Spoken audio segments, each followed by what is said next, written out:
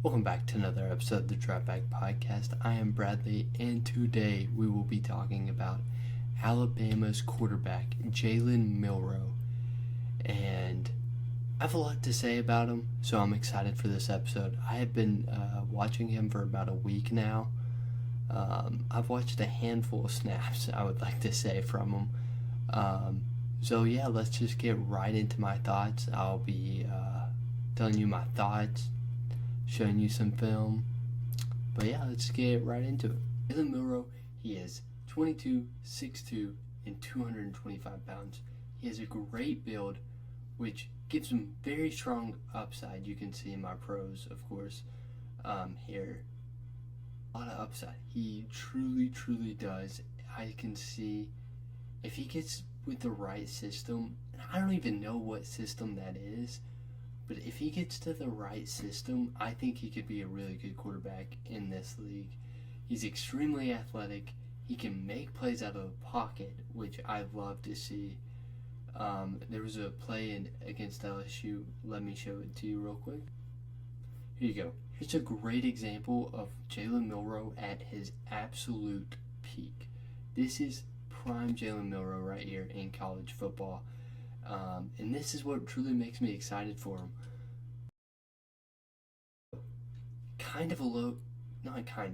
A low snap right there. You see the defensive lineman going through that wide open hole. Jalen Milroe sees him.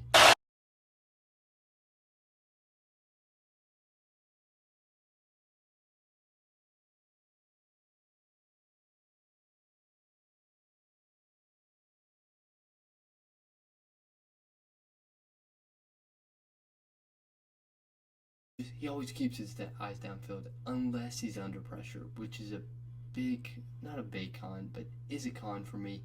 Jalen Milroe under pressure it's just bad under pressure. There's no other way around it. He is bad under pressure. And he tends to stay on reads way too long. I'm not going to show his cons on film because if you want to watch his cons, just go watch the whole Michigan game. That whole game was the worst we've seen from Jalen Milroe. He had a couple decent plays, but nothing crazy. Sorry, I'm jumping around in this video. I just tend to jump around in things. But let's get back to the pros. He has a strong arm, which I'm excited for. If he could fix these accuracy issues, he could be a big problem. He's very athletic, strong arm, playmaker. He runs the ball like no other.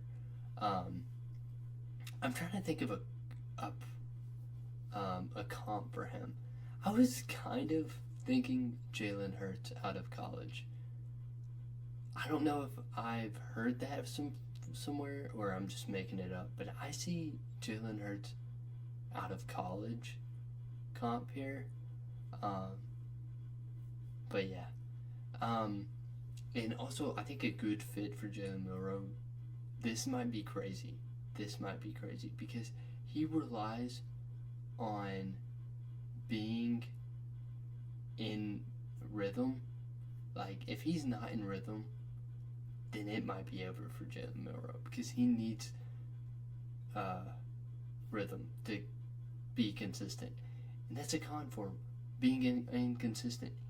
He needs the rhythm to be consistent, which I think a team that could do that, if they keep Tyreek Hill, is the Miami Dolphins, which obviously Tyreek Hill is leaving, but I think that could be a good fit for him. Move on from Tua. I'm not a big Tua fan. And if Jalen Milroe's still in the second round, which the chances are very slim to none, but I would take him. But a realistic team, I'd probably go with the Raiders because I trust Tom Brady to build Jalen Milroe into a unit. Because, what is Brady greatly known for? Being the GOAT. And I fully believe he could fix Jalen Milroe's issues here. But another clip I want to show. Jalen Milroe is in rhythm. He can make these plays. favorite target. In the Tennessee game, he tried to look for Ryan Williams every play. And he had a lot of bad games this year, but okay, not a lot. I don't want to say a lot, but he had a decent amount of bad games this year. But there was a lot of upside I saw from him. Let me just bring up his stats real quick for you readers.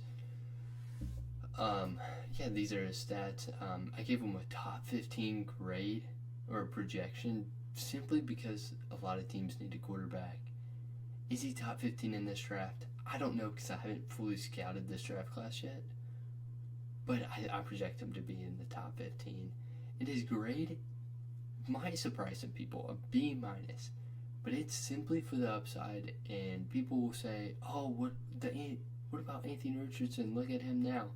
I still believe in Anthony Richardson, and the B- is like a very low B-. Like the B is there because I see so much upside in Jalen Milroe, and I'm excited for Jalen Milroe. If he goes to the Raiders, I would love to see him and Jakobi Meyers. Jakobi Meyers is a great receiver. Probably one of my favorite receivers other than a Steelers receiver. But yeah,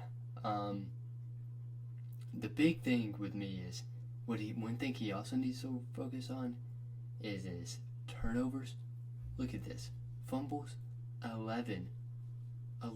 In these 2 years, 24 fumbles. That is just not okay. That is just not okay at all. But yeah, his accuracy, you can see here, his deep ball is not very accurate. Sometimes he'll be under pressure and just throws it like up there and just hopes Ryan Williams is up there. Frickin' Ryan Williams somewhere. But yeah, I give Jalen Milroe B-. I think he's QB2 of this class behind Cam Ward. And this might change, but my top 3 quarterbacks: Cam Ward, Jalen Milroe, Shedeur Sanders. Do I think Shedeur will go above Milroe? Yes, because of the fact he's Deion's son. But yeah, my thoughts might change by the next time you hear me and Zane talking about him.